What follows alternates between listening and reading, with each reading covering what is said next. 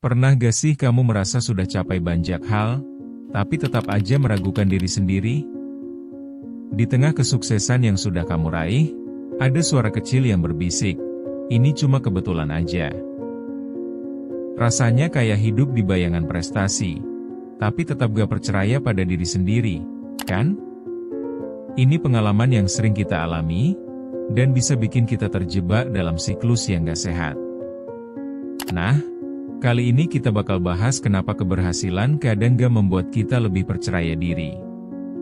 Kita akan lihat berbagai faktor yang memengaruhi pikiran ini, dan juga mencari tahu cara untuk menghadapi keraguan tersebut. Mari kita mulai dengan membongkar akar masalah yang sering kita hadapi sehari-hari. Chapter 1. Mendalami akar keraguan. Keraguan kadang bisa bikin kamu merasa terjebak. Bayangkan, kamu baru dapat promosi di kantor, tapi saat ada presentasi, kamu merasa gak layak. Itu kan situasi yang bikin jengkel. Kenapa sih banyak orang meragukan diri sendiri? Salah satu penyebabnya adalah ketidakpuasan terhadap hasil yang dicapai. Kita sering suka merendahkan pencapaian kita sendiri. Coba lihat teman-temanmu yang selalu merasa lebih baik ya, padahal mereka juga punya titik lemah. Kenyataan ini sering kita lupakan saat melihat keberhasilan orang lain. Faktor lain adalah pengalaman masa lalu. Misalnya kamu pernah gagal saat tampil di depan banyak orang, itu bisa membekas dan bikin kamu takut berulang kali. Keraguan ini seringkali berputar dalam pikiran kita, bercampur dengan kritik dalam diri. Ini bikin kita merasa keberhasilan hanya kebetulan. Hal-hal ini sebetulnya universal dan banyak orang merasakannya. Penting untuk menyadari bahwa kamu gak sendirian. Chapter 2. Perbandingan sosial, si penjahat tak terlihat. Kita hidup di dunia yang selalu membanding-bandingkan. Dari media sosial hingga tempat kerja, kayak ada perlombaan yang harus kita ikuti. Seringkali kita lupa bahwa setiap orang punya perjalanan yang berbeda. Kamu mungkin sudah sukses, tapi ketika lihat teman sekelasmu yang lebih berhasil, langsung deh rasa percaya dirimu mendadak hilang. Ini bisa bikin kamu ngerasa, kenapa aku gak sampai di tempat yang sama? Perbandingan sosial ini bisa jadi racun.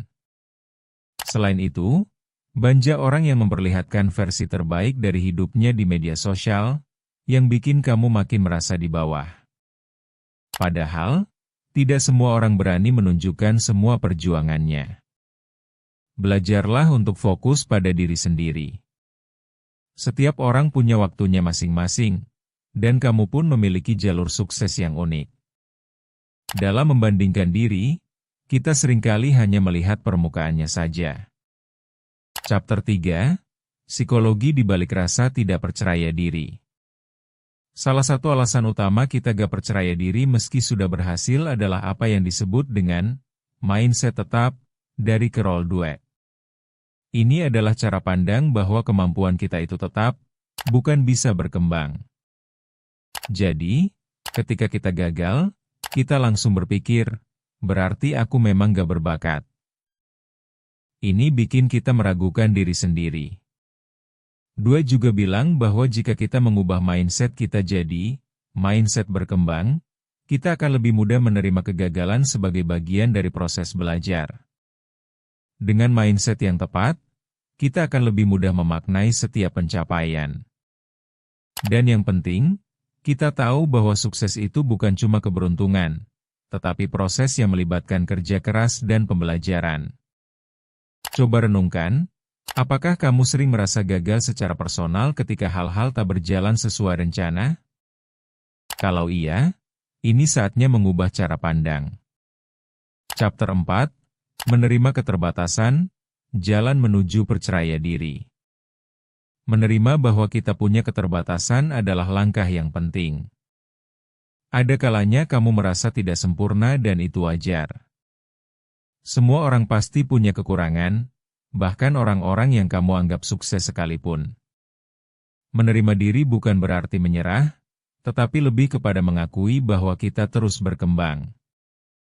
Ketika kamu bisa menerima diri, rasa percaya diri itu akan menyusul.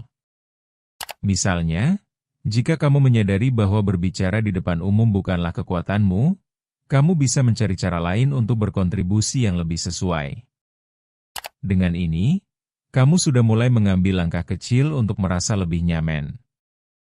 Ini juga bikin kamu lebih autentik. Jadi, jangan takut menunjukkan diri yang sebenarnya, dengan segala kekurangan dan kelebihan. Chapter 5, Langkah Kecil Membangun Rasa Percaya Diri. Setelah memahami akar masalah serta cara menerima diri, saatnya kita bergerak ke tindakan nyata. Pertama, praktikan positive self-talk. Cobalah menggantikan pikiran negatif dengan pernyataan positif tentang diri sendiri. Misalnya, aku mampu belajar dari kesalahan. Kedua, buatlah jurnal pencapaian. Catat segala hal kecil yang berhasil kamu raih, sehingga ketika merasa ragu, kamu bisa melihat kembali semua pencapaianmu. Ketiga, cari dukungan dari orang-orang di sekitarmu. Teman yang memberikan semangat bisa jadi pengingat ketika kamu mulai meragukan diri sendiri. Dan keempat, berani mengambil risiko kecil. Mencoba hal baru bisa meningkatkan kepercayaan diri, meskipun hasilnya belum tentu sempurna.